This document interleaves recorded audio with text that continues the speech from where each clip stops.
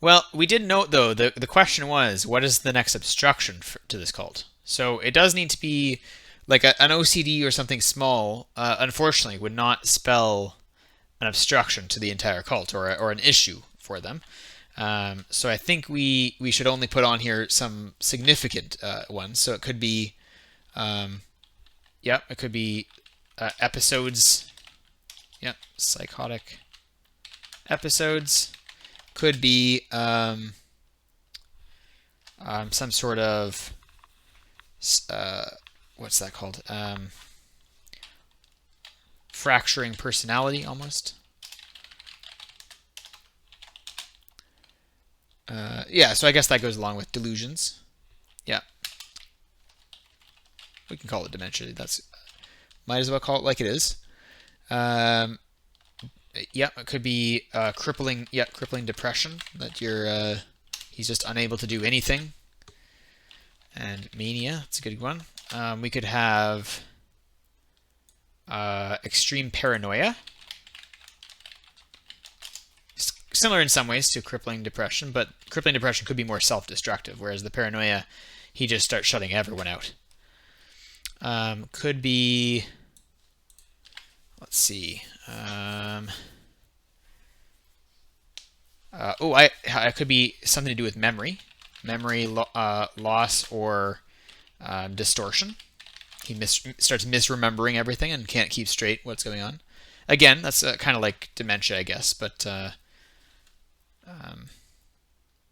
perhaps more specific in some ways. All right. I think that's some good options there. So we'll roll those. Poor. Oh, and this is 6 options, so we can roll a dice on that one too. Here we go. 6, memory loss and distortion. So he just starts having a lot of trouble keeping track of what's going on in the cult and what things he's even been a part of.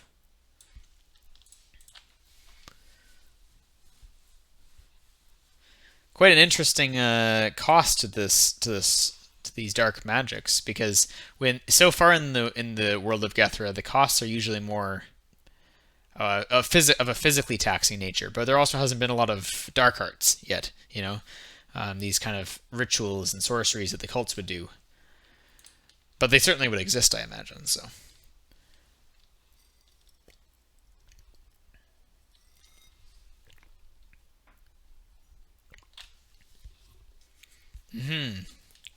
Yeah, if the paranoia one could have come up there, it could have made him at odds with the cult, but we rolled a different one. New leadership pushes Patain aside. Internal strife. Um, could be management errors. Like he doesn't get pushed aside, but because of that, there's some drawback.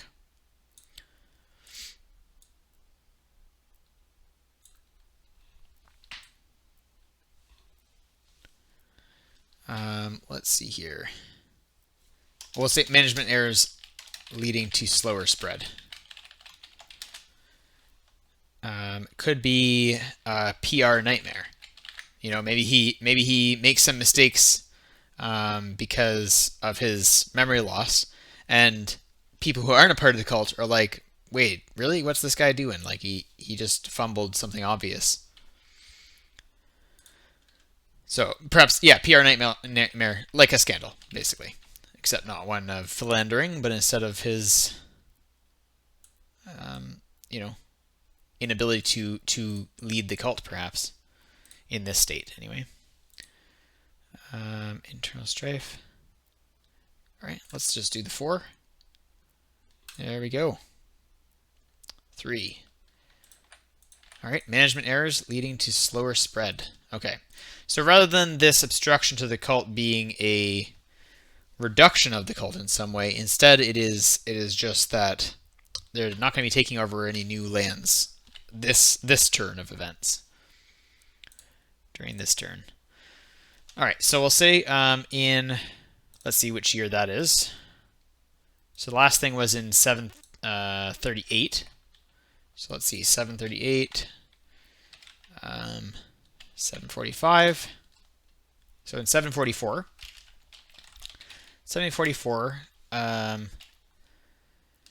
Master Patain began to show discrepancies in his administering, in his leading role, and severe memory, well, we'll just say, and memory loss led to, wait, how did I phrase it on that? Yeah, led to mistakes that cost ample time and information to the cult.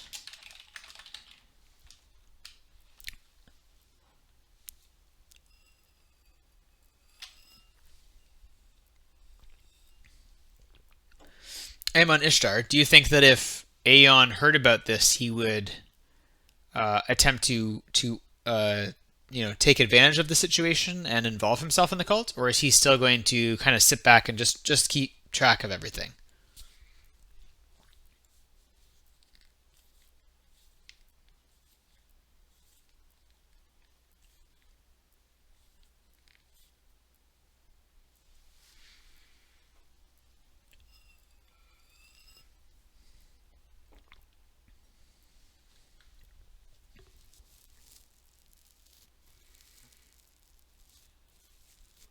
Yeah,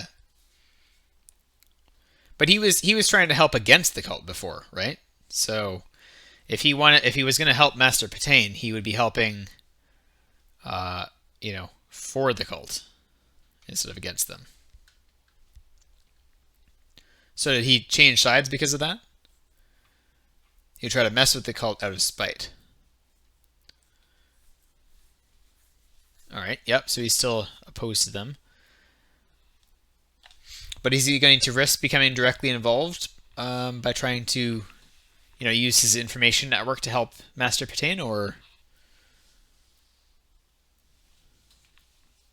Okay.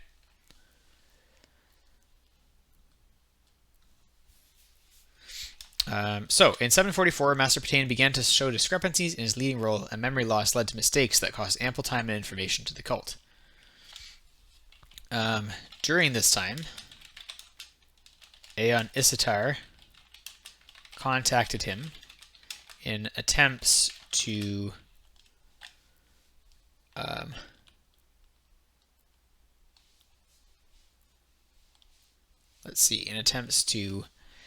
remedy the what's that called?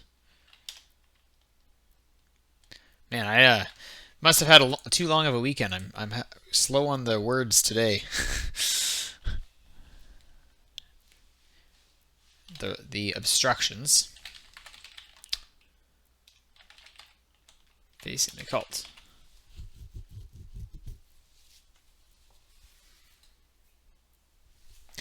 I'm wondering, actually, this might be an even better angle for this, because we know that Aeon Isitar is a purveyor of information and has a library of secrets. So let's see this. Does Aeon Isitar know of a potential cure for this type of madness? Yes or no? All right, so I'll just do even or odd. Odd it's yes, even it's no. Take another roll here.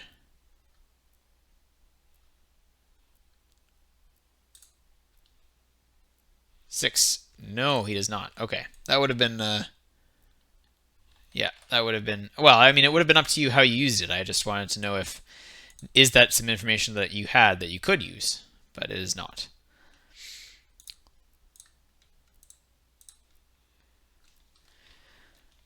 So I guess the question then is, Babacus, back over to you.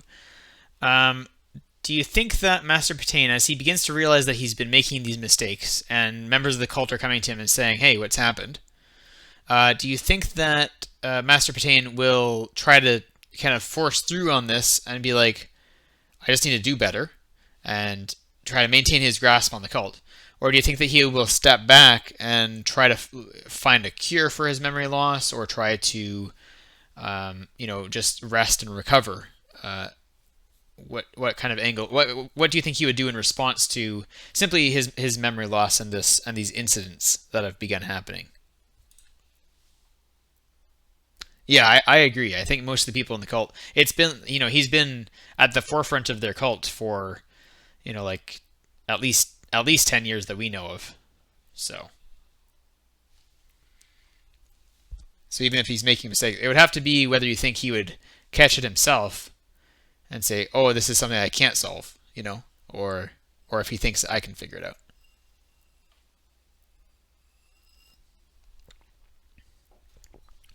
Well, Aeon, I want to see what Master Pain is kind of trying to do about it, because if he decided he was going to go and look for a cure, then instead it would be the new leaders of the cult, or the whoever his substitute leaders are. Those would be the ones that Aeon would want to contact. But if Master Patain stays in charge, even though he has these issues, then you've got that angle with the library, right?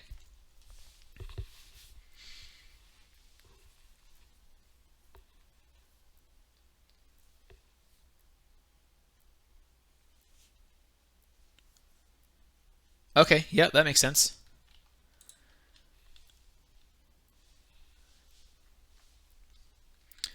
Okay, so I think then maybe I think then that if they're kind of covering for him more and more, so we'll say the advisors and ringleaders in Master Patain's surrounding begin to uh, began to take on a more significant role in protecting him and protecting him from the outside and from himself.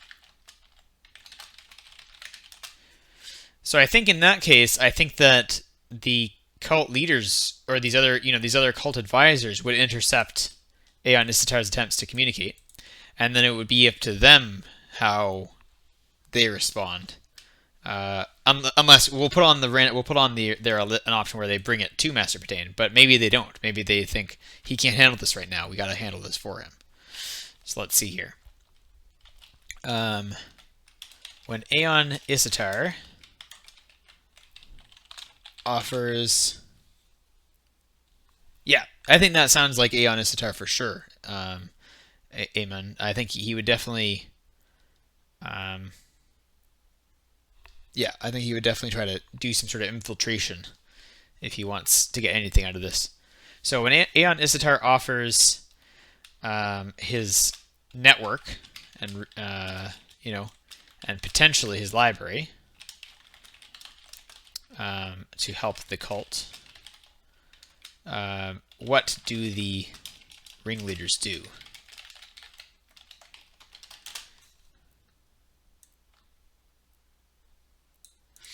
All right, and then we'll say consult their ailing master, Patain, or accept the offer, or refuse the offer. Let's see.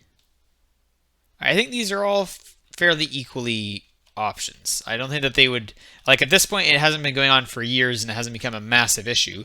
So I think they're not going to just totally cut him out, and they're not going to for sure go to him. So I think we'll just keep those options that way. Oops, wrong window. And here we go. So this is I'll have to do this one here because we've only got the 3. Well, actually, let's do 4, 5, 6. It's fun. It's more enjoyable to watch an animation than just a number appear. All right, here we go. 5. Oh, they accept the offer. So this this health condition for Patain may be dangerous moving forward if we are looking at chat, unlike these characters. Okay, so they accept the offer.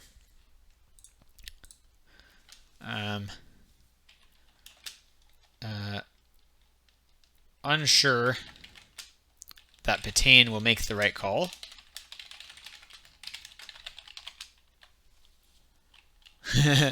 Aeon's like, wait, what? I wasn't expecting them to agree. I'm sure that Patain will make the right call.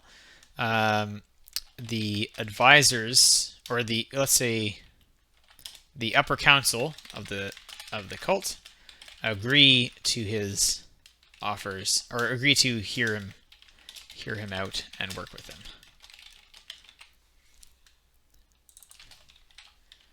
Okay. Yep.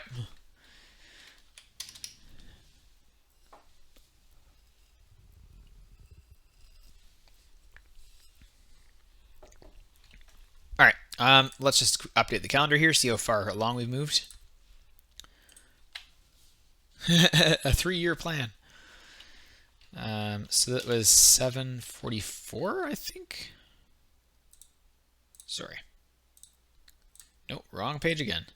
Sorry, guys. I gotta do less of that. Switching around my screen super fast. Anyway, 7:44. So, Master Patain develops health issues, or begins to lose his memories.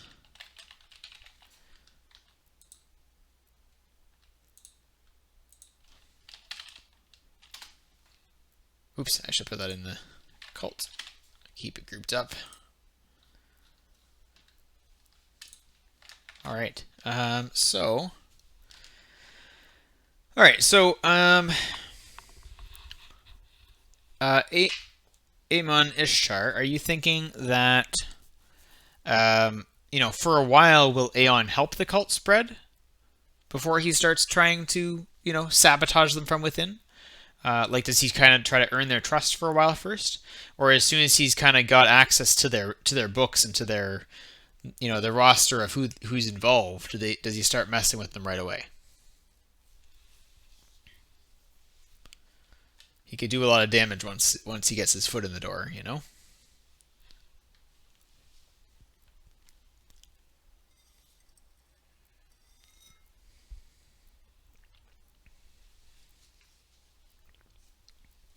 All right, for a long-term plan. Sounds good. Okay, so then let's see. Let's look back at the map here. So last we said, I think we had said that he was spreading across the sea, but he hadn't really conquered any of these cities yet, or earned them. Sorry about that. Explain how they expand so fast. Yeah. So I guess the question then is, let's say he's got a couple of these harbors and ports along the Gray Sea on the bottom here, but there's a couple directions he can go next. So this is for you, Babacus.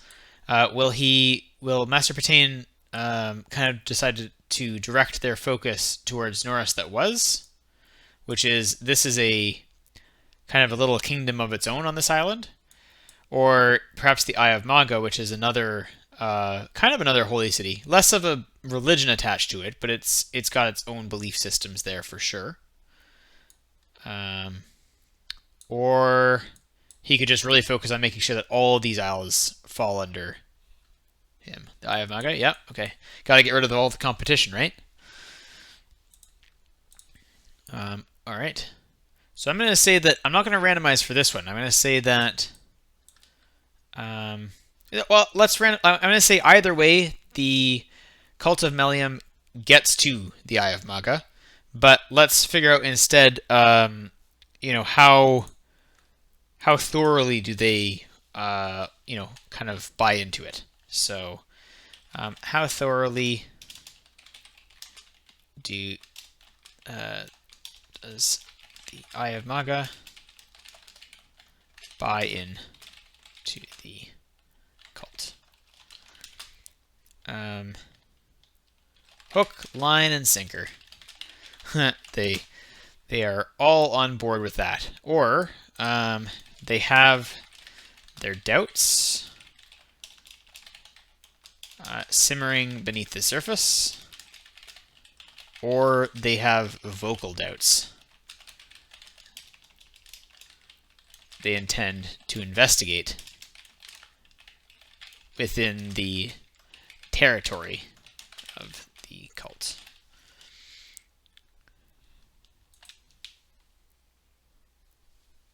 Oh, that's a good idea too.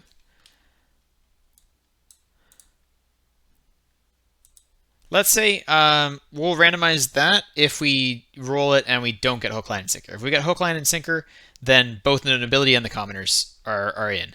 If we don't, then we can figure out who has doubts, the nobles or the commoners or both. You know? So let's just do it that way.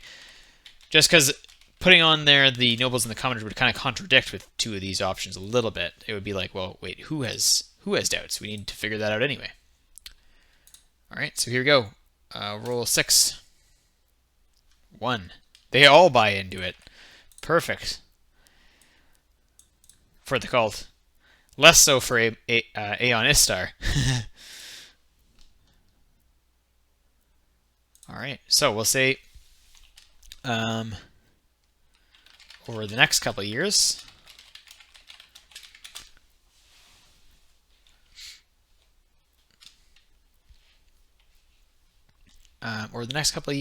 the cult of Melium spread into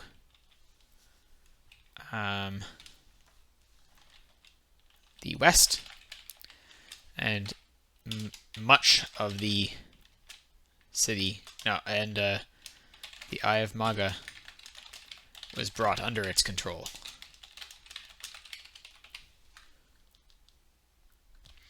Yeah, so that's a good point. Will it heal you or not?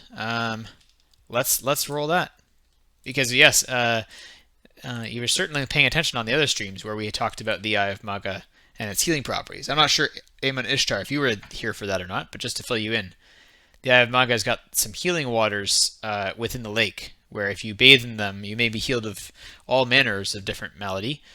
But it's usually reserved for those who have the privilege of getting to use it, which in this case, fortunately, is the leader of the cult. So let's see here. Will the Eye of Maga healing waters help Pitane with his ailments? Yes. He's returned to his normal senses. 2 would be no. It does nothing. So whatever the cost is, it's kind of like tied to him and can't be removed this way. Or 3, no, it has an unexpected outcome. We'll say not simply help. It has an unexpected outcome. And then we can randomize what that is. Ah, that's a good idea too. Temporarily, but he's susceptible to future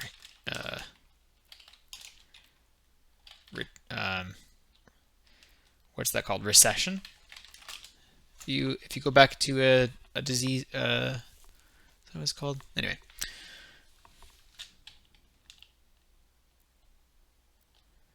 As a sway.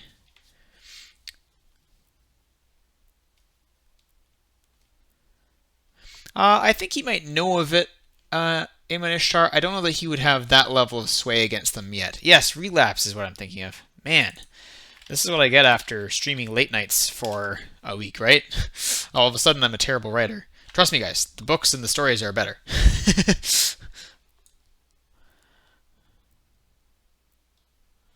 All right. So...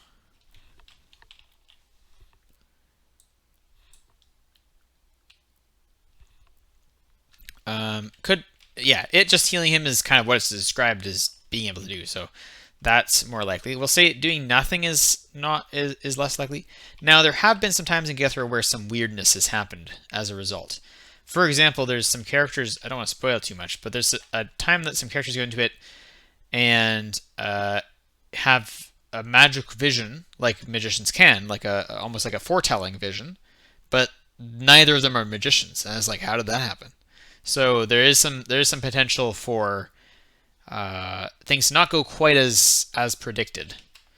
And I know some secrets about the Eye of Maga from my world building, like from my early world building. So that's part of that, why it works that way. Temporarily, but he's susceptible to future relapse. That's another good option. I like that one too. I think doing absolutely nothing seems the least likely because we know there's some magic involved. We just don't know how it will react to him. So this one we're going to do 7, so we're going back over to this randomizer here.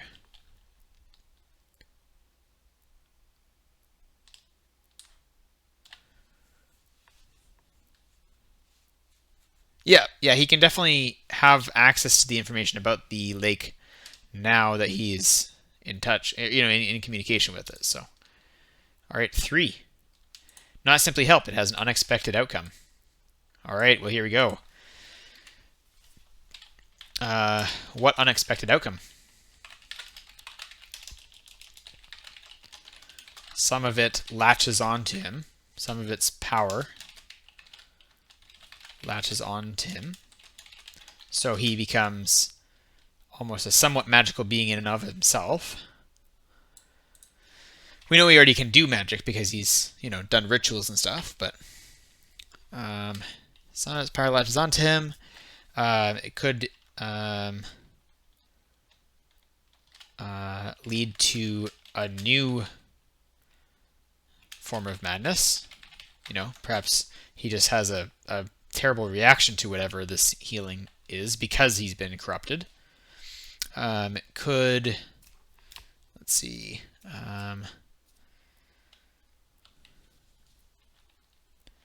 well, we've heard about it giving visions before, so it could give visions of things yet to come or things long past.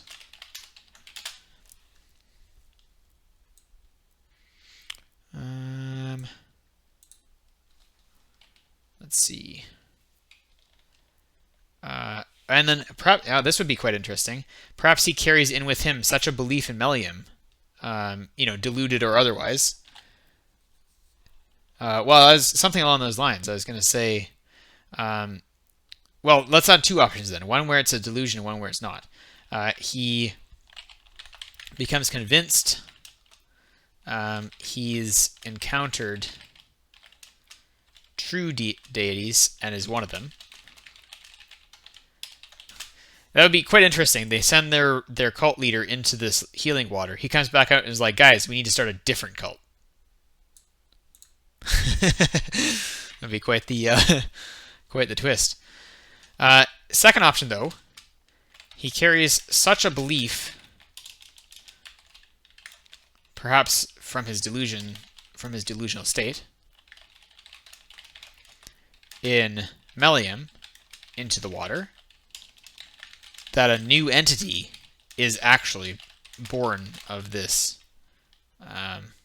encounter. And in a way, he maybe could create an actual, mini magic powerful being that is Melium in some way.